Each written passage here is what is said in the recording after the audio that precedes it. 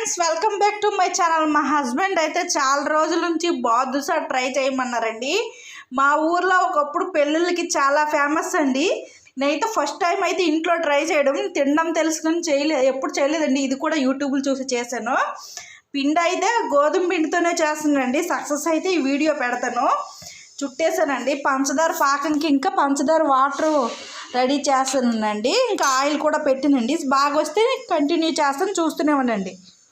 ఫైనల్గా అయితే బాస్ అయితే షేప్ కొంచెం అటు ఇటు అయింది, కానీ టేస్ట్ అయితే బాగుందండి. గోధుమ పిండితోని బాగా వచ్చాయి.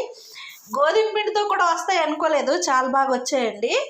ఇంకా పాకం నుంచి తీసేస్తున్నాను. ఒక 10 నిమిషాలు ఉంచేయాలి. గోధుమ పిండి కాబట్టి ఒక 10 నిమిషాలు, లేదు మైదా పిండి అయితే ఇంకా బాగా పొంగుతాయి కాబట్టి ఒక 5 నిమిషాలు అయితే సరిపడుతుంది.